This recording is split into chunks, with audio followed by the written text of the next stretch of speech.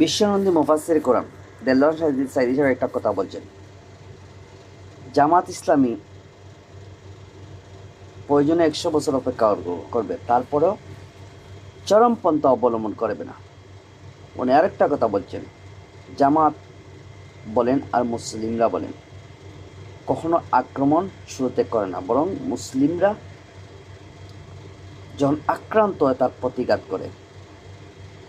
আর আরেকটা কথা বলছেন যে ভারতের সাথে বাংলাদেশের একটা যুদ্ধ হবে, সেই যুদ্ধে বাংলাদেশের সেনাবাহিনীর সাথে বাংলাদেশের অন্য যে বাহিনীগুলো, এমনকি বাংলাদেশ পুলিশ বাহিনীও, তার সাথে বাংলাদেশের মুসলিম জনগণ, উনি বলছেন 12 কোটি মুসলমান তৎকালীন সময়, হয়তো আরও বেশি, বর্তমান যদি বলেন 18 কোটি মুসলমান, সে 18 কোটি মুসলমান এই বাংলার ভূখণ্ড রক্ষা করার জন্য ভারতের বিরুদ্ধে লড়াই করবে।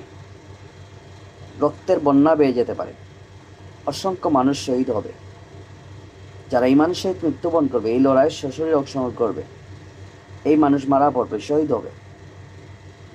এটা কবে হবে তা কেউ জানে না, তবে আল্লাহ পাকে ভালো জানেন।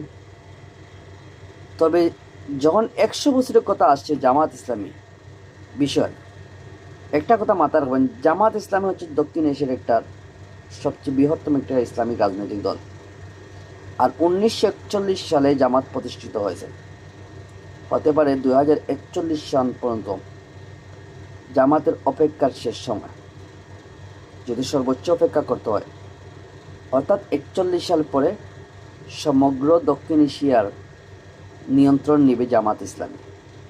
এই জামাত ইসলামী, কারণ তারা এই প্রতিজ্ঞা করে কিন্তু এই দলটাকে প্রতিষ্ঠিত করছে, এই জামাতকে প্রতিষ্ঠিত করছে সেই আবুল আলা মওদুদি। আর আবুল আলা মওদুদি যে ভবিষ্যৎবাণী যতটা দিয়েছে ততটা কিন্তু ঘটেই গেছে, সামনে দিয়েও ঘটবে। উনি স্বৈরাচারের ব্যাপারে একটা কথা তো বলছেন, উনি দেলোয়ার সাইদি সাহেবের মুখ থেকে আমি শুনছি যে স্বৈরাচারেরা পতনের সব রাস্তা বন্ধ করে দেয়, কিন্তু একটা রাস্তা বন্ধ করতে ভুলে যায়, আর ওই রাস্তা দিয়ে তাদের পতন ঘটে।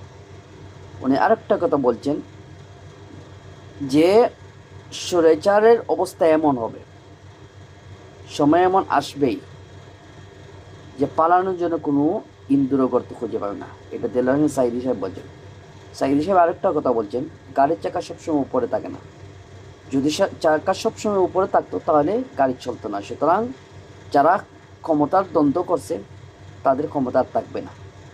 এটা কিন্তু ফেসিবাদী আওয়ামী লীগের কথা বলছিল, তা প্রমাণিত।